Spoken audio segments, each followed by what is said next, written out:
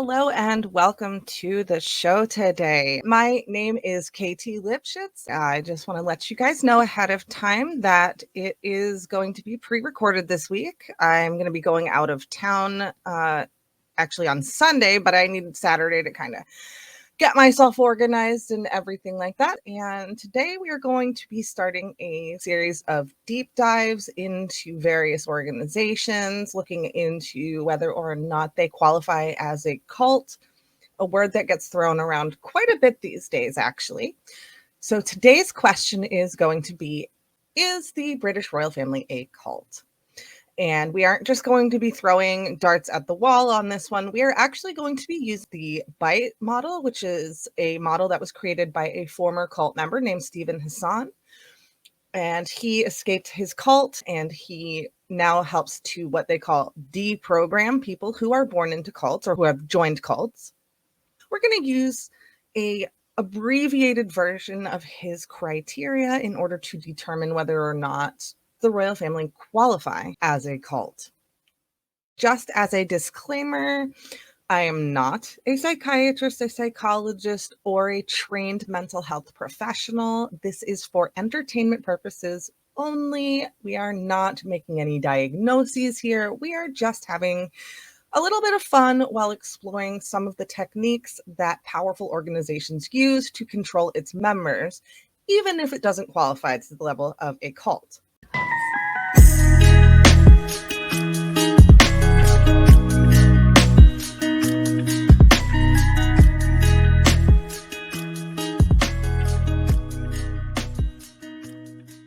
The BITE model, which is broken up into 4 separate categories. Behavior control, which is the B. I stands for information control. T is for thought control. And the E is for emotional control.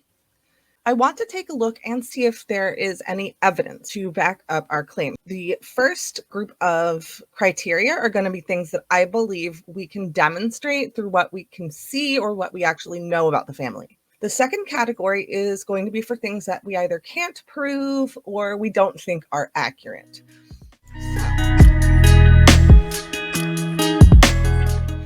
Does the royal family promote dependence and obedience? I personally think dependence is something that the royal family almost expects from its members, at least the working members. They are not to have too many outside incomes. They are not to sort of get involved in business or politics. They are very much meant to exist to support the crown, to support the monarch, and try to be as neutral as possible. The royal family does promote dependence and obedience, particularly for those who are very close to them, whether in the court or in the family themselves.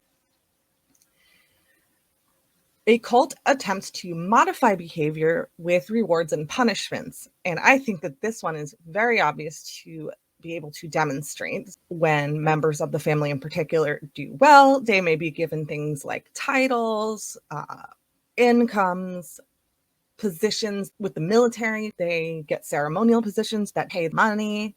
The royal family absolutely does try to modify behavior with rewards. Now let's take a look at the punishments. When members do things that are considered bad for the firm, they either have titles stripped, positions and patronages are stripped, they may not show up to some ceremonial events. So there are things that are done to punish those who don't do what the monarch or the firm want. Absolutely, they do modify behavior using rewards and punishments. Cults dictate where and with whom you can live. It does seem like the royal family is not super happy when people kind of want to do their own thing. For example, they clearly wanted Meghan and Harry to live in this estate owned by the crown. They don't really want them jet setting to New York or jet setting across the world. It's also very clear through the rules and hoops they make members jump through for marriage that living with whoever you want, at least openly living with whoever you want, is something that is not really a freedom enjoyed by members of the family. If you want to marry someone, live openly with that person, and you are in the line of succession, you need to get approval from the monarch. So I would say that if you are a close family member, you are living under a tremendous amount of romantic or physical control. Cults also try to control clothing style and hairstyle, and I think this one might be the most obvious and provable one that we've come across so far. One of the things you read constantly is these different rules for what especially the women in the family can wear, how they can style their hair, whether they're allowed to wear certain colors of nail polish, whether they're allowed to wear skirts without pantyhose, whether they're allowed to wear flat shoes or heels, whether they need to wear a hat. There's a tremendous amount of control over the women's looks. But I also think that there's control over the men. You never see Prince Charles or Prince Edward walking around with shaggy hair, unshaven, wearing a sweatshirt. There's clearly a dress code that is expected when royal family members are in the public. And I also think that that dress code extends to most of the court and anyone visiting the court. For example, it's not very common that you would see someone approaching the queen or a member of the royal family wearing a pair of shorts and a Mickey Mouse t-shirt, holding a beer in their hand. It's just not something that's going to be done. Generally, they're not going to have slobs around them, and they certainly don't want their members to look slobby. And this is a very common telltale of certain types of cults. Especially religious cults tend to have a requirement for looks or tidiness. Another part of behavior control that cults will exert is exploiting their members financially. You might be thinking, how are all of these wealthy, privileged people being exploited? Members of the family are discouraged from having alternate sources of income. One could argue that this is because when we go back to the modifying behaviors with rewards and punishments, it's difficult to do that if someone has a fortune of their own. If they have something to fall back on, a career to fall back on, they're not going to be as easy to control. It's partly a political move to have members not be working at particular jobs. They don't want a royal to be working at a company that becomes very political. That could become an issue, or say that company has corruption. I can see a practical side to that. But at the same time, making your family members dependent on what you give them for money makes it much, much easier to control their behavior. Editing bot voice here. I was going to mention the way that they exploit the children in the family, but I plan to make a video on the exploitation of famous children in the near future, and will go into the effects of growing up in the public eye in more depth in that video.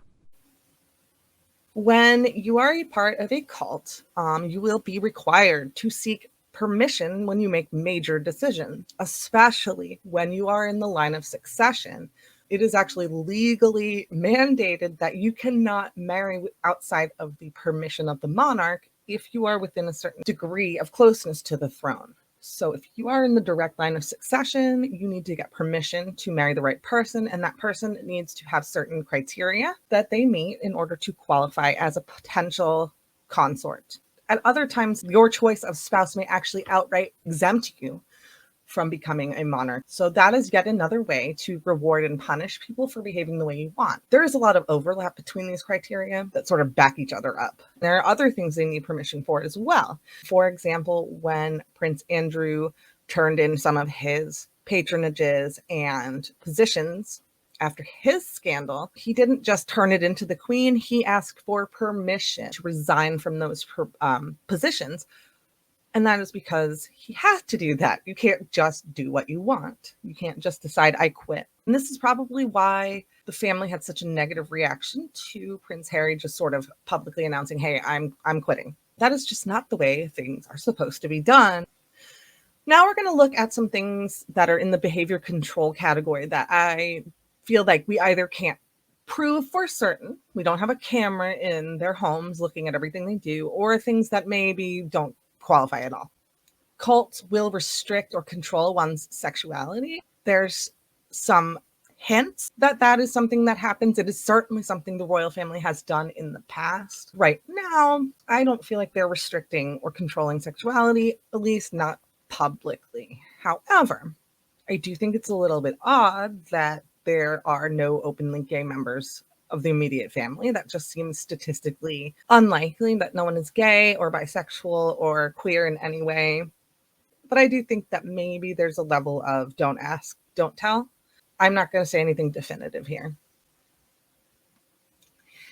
A cult will regulate how much you can eat and how often you eat and drink. Based on how slim and fit most of the family members are, one could make an argument that perhaps it is an expectation.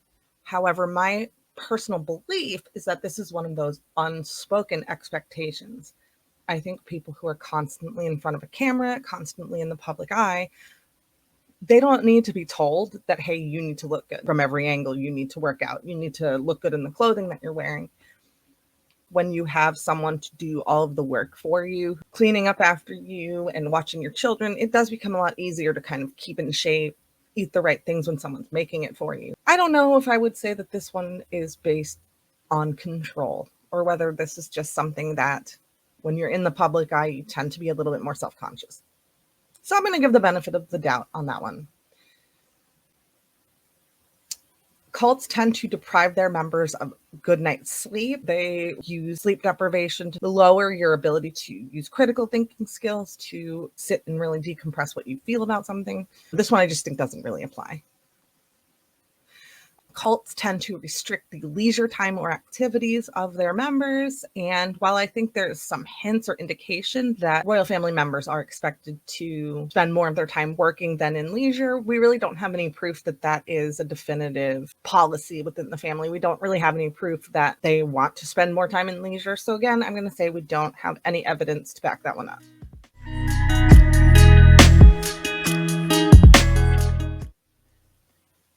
So next we'll be moving into the information control. Information control means, how much information from the outside world do these members have access to? Cults will deliberately distort or withhold information from their members. This is why the Queen doesn't really like when royal family members do interviews, because when they do, they often come off as being very out of touch with the reality of the world, suggesting that what they are told and what they know about does not actually reflect the truth of reality.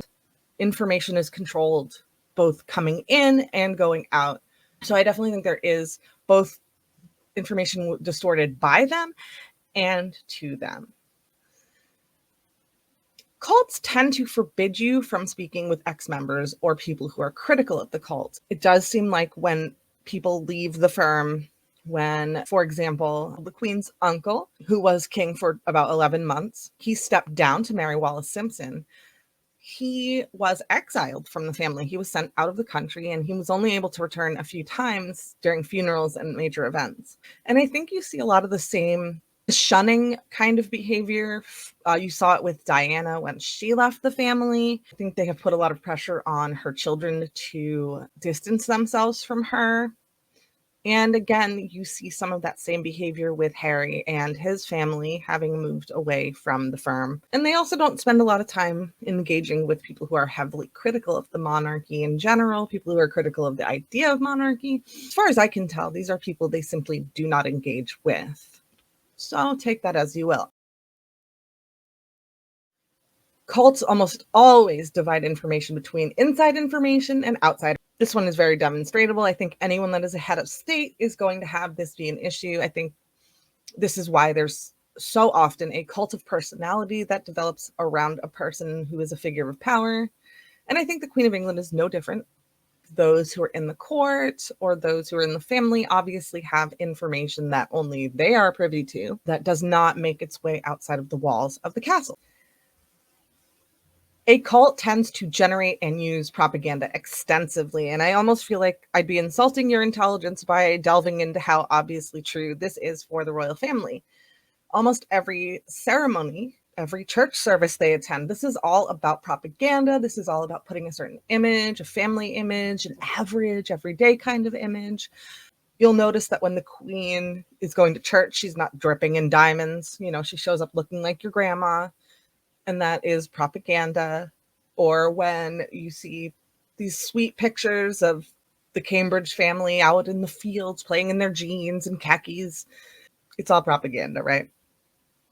Now, propaganda is not inherently a bad thing. Propaganda's meaning is simply that it is information designed to influence you. And I would say that a vast majority of what we put out there, as far as media or as far as putting words into the public. I think most of us are using some level of propaganda. So I'm not going to say that, oh, they're evil for using propaganda. Everyone in the public eye has a certain level of propaganda use. And I think the royal family is a master at using this. They have used it for centuries. I think using propaganda is a natural consequence of being a public figure who's constantly scrutinized. Cults tend to require that you report your thoughts, feelings, and activities to your superiors. I think that we see that very much with the royal family when they have feelings or thoughts, or especially activities that go against what the firm has wanted or dictated or asked for.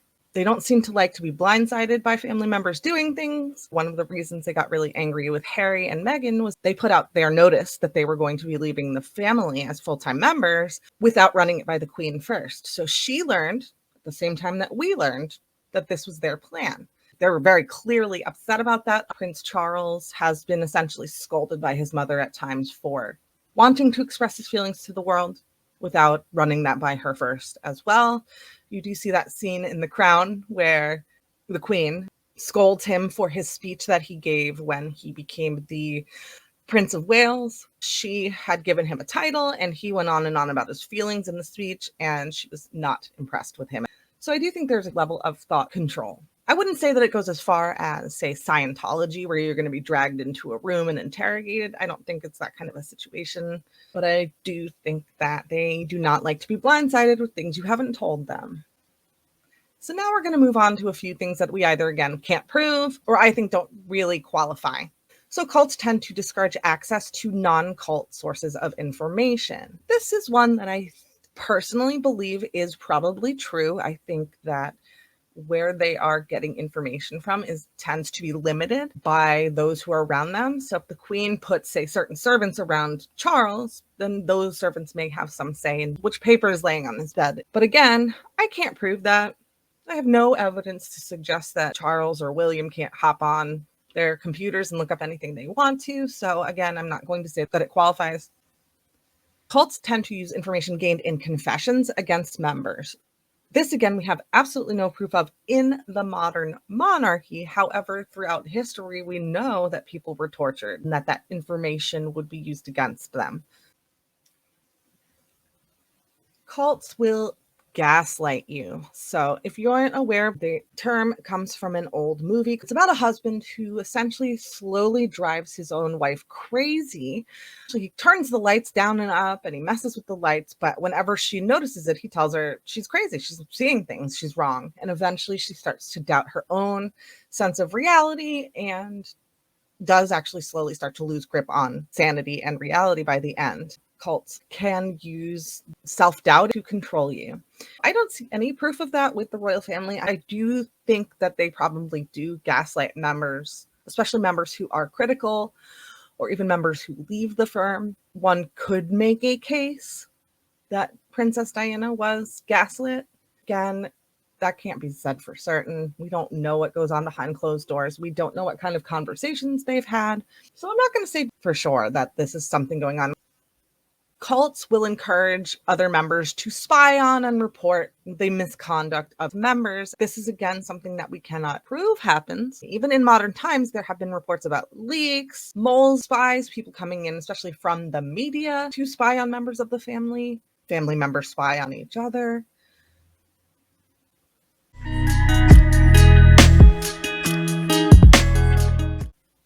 We are now moving on to the T, standing for thought control. This was one that I didn't think there was a lot of proof about. And the reason I think that is because thoughts tend to be very private things. So one of the things that a cult will do to sort of change the way that you think, especially the way you think about yourself, is they will change your identity and possibly even change your name. You might be surprised about, but they absolutely do this, especially to people who are born, quote unquote, common. They will often change your entire identity. Let's look at Kate Middleton, right? She was Wavy Katie. She was Kate. Soon as she becomes William's wife, she is now Duchess Catherine. The press never calls her Kate anymore unless they're being insulting to her.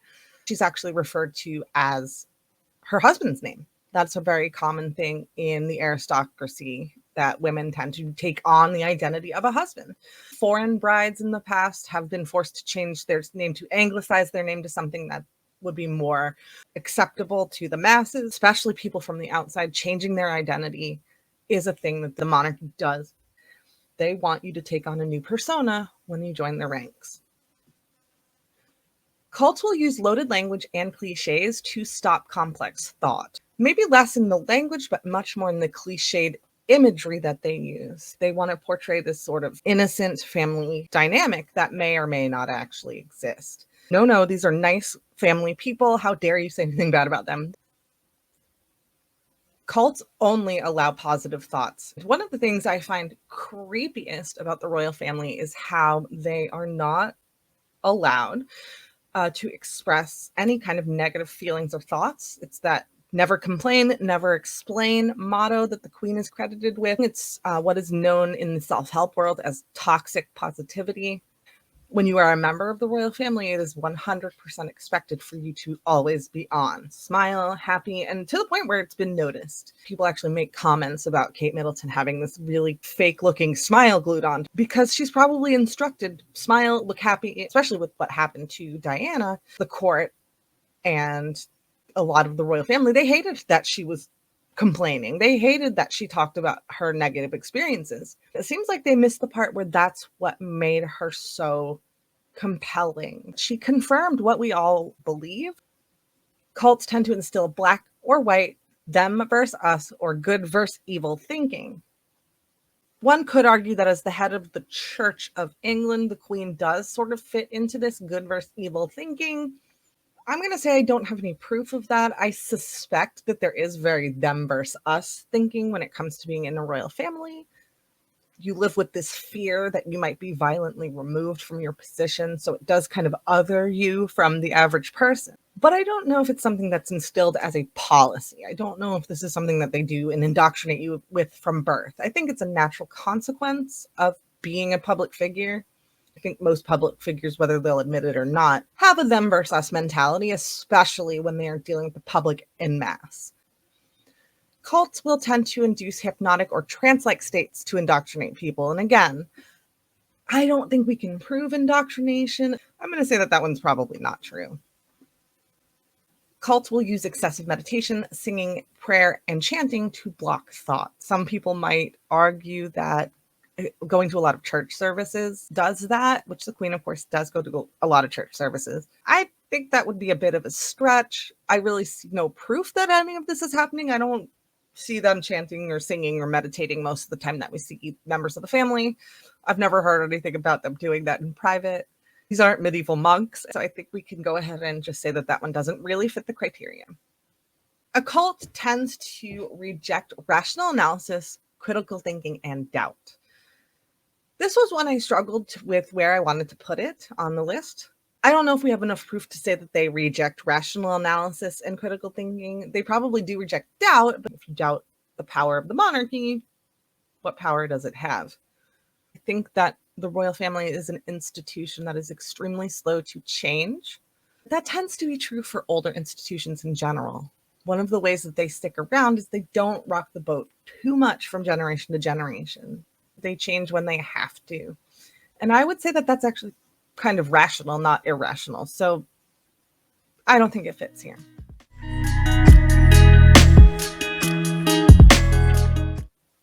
And we are finally on to the final piece of the BITE model, and that is the E, emotional control. Now, this might be the most nefarious part of being in a cult. The effect it has on your emotional well-being, the effect it has on your emotional perceptions. So let's get into the criteria for this. A cult will instill irrational fears of questioning or leaving the group. I have to say that I think that this is one that is absolutely accurate. They are probably raised to feel like the world is going to try to tear them down, and if they don't stay with their little group, then the world's going to eat them alive. I think there is a lot of fear instilled in them. You'd see more royal members branching out into their own lives if they weren't so afraid of the repercussions of not having the protection of the group. There is safety in numbers. If you are in, you're in, and if you're out, you're out. Diana certainly had fears about leaving the family. So whether they intended to do it or not, she was instilled with the fear of leaving the group that ended up sort of being accurate. Cults teach emotion stopping technique. Like we talked about earlier with the toxic positivity, you very rarely see royal family members having sort of organic negative reactions in public. They try not to frown, they try not to flinch, they try not to look sour, they try not to have like resting bitch face unless it's appropriate. They tend to control themselves. Even during the funeral of Prince Philip, the Queen did not shed tears in public. She may or may not have cried in the car, but she wasn't showing her grief publicly. She was married to this man for what? Over 70 years, right? So she probably did feel a tremendous amount of sadness. She doesn't want to show that. There's this tight control over emotion. And I think this is taught to royal family members from childhood. You see a high level of control displayed in young children in that family. Cults tend to promote feelings of guilt, shame, or unworthiness.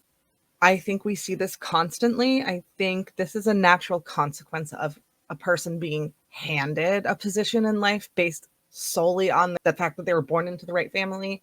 That's always going to come with a feeling of unworthiness. I think, unless you're incredibly arrogant, anyone that's handed a position in life that has so much power and privilege, if you don't feel a little bit of guilt and unworthiness from that, maybe you shouldn't have that much power.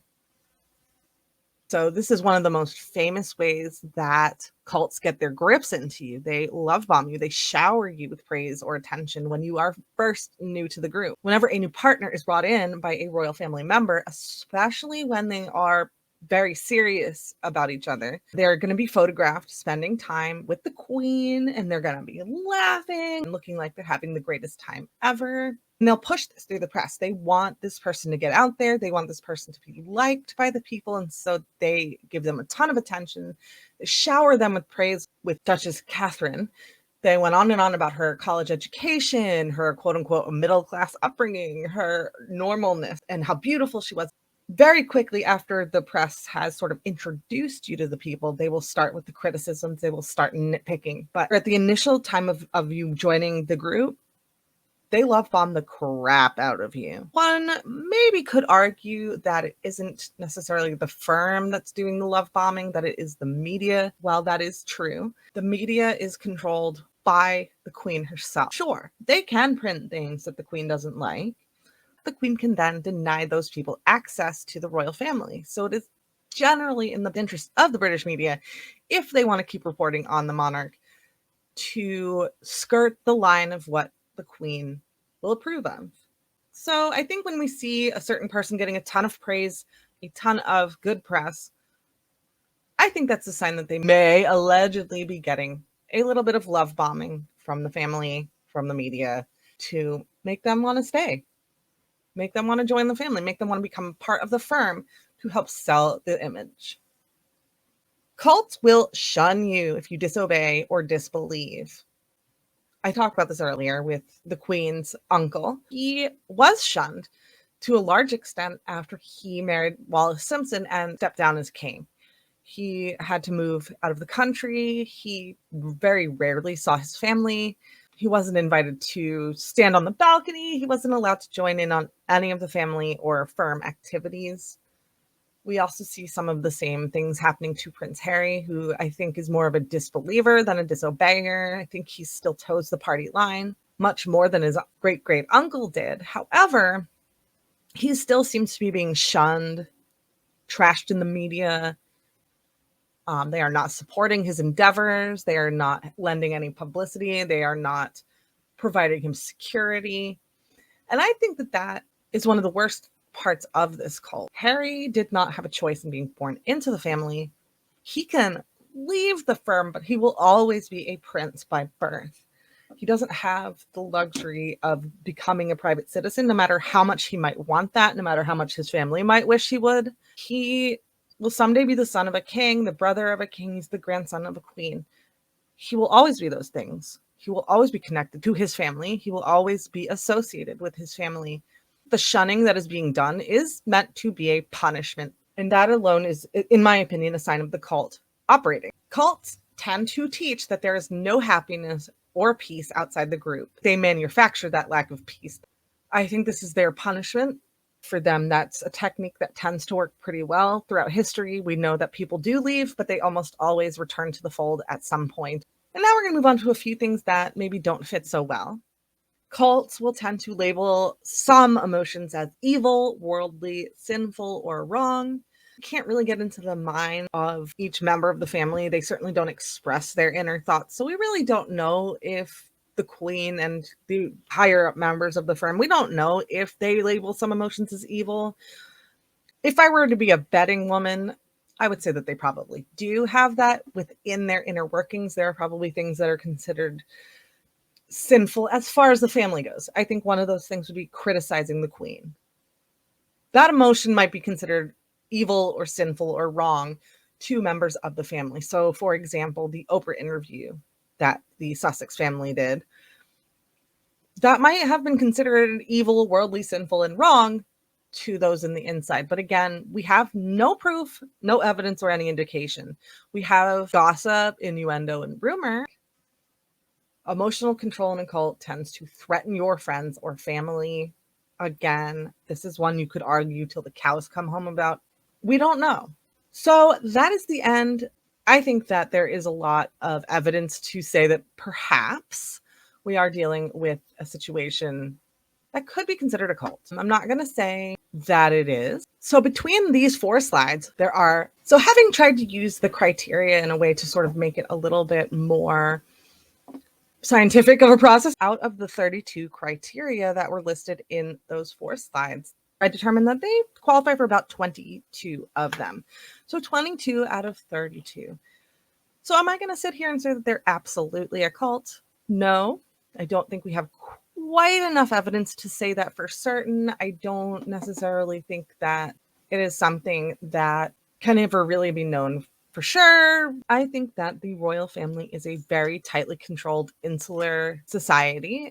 It involves a tremendous amount of control in your behavior. I think there's thought control that goes on. Is there behavior control in the royal family? Yes. Is there information control in the royal family? As far as information coming out, yes. Is there thought control in the family? That one's the hardest for us to say for certain, but they definitely do change your identity when you move into the family. And they also force you to only show your most positive feelings. So I would lean towards yes, but I'm going to say officially thought control is a maybe. Out of the 7 criteria, they qualify for certain for 3 of them. So we'll say maybe at best. For emotional control, there's almost no question that the royal family exerts a tremendous amount of outward emotional control over the members. So if we're going by the 4 main, very broad criteria, then yes, I think they would qualify as a cult. But I think officially I'm most comfortable at putting it at a solid. They have a lot of red flags, of potentially being maybe a cult. Maybe. So that is my opinion. I hope you guys enjoyed. This was a little bit different of a formula today. I'm pre-recording this. I may do more pre-recorded. I hope you guys found this interesting. I found this an interesting topic to dive into. I think I might use the bite model with other groups as well. And let me know what you guys think about that. I am thinking about branching out into other types of subjects. I may actually start with the Duggar family. I consider them probably the royal family of evangelical IBLP quiverful. So I think I might make that a podcast in the future. And I will be coming back as well with a few book reviews in the next few weeks. I am still working on the book by Anne Glenconner. I am also reading a book that is supposed to be, according to Mark Twain, the worst novel ever written. Well, actually, to be fair, what Mark Twain said about this book was that it was the most unintentionally hilarious thing he ever read. So I will be reading that and giving you some of my thoughts on that book as well. And we will be doing a few other subjects in the near future. So I really hope you guys liked the more streamlined direction that I'm trying to take here. I also wanted to try and make this video something that you could listen to rather than watch. So if you are just listening rather than watching at home, these deep dive episodes are not going to have very many images. It'll be something that you can absolutely follow along with without being able to see your screen. So if you want to go ahead and do some chores or I love to listen to podcasts when I am doing work around the house. So if that's something you are doing, this will be the perfect video for that. Feel free to follow me on Twitter. Please remember to subscribe to my channel, like if you enjoyed the video, comment if you have anything to say.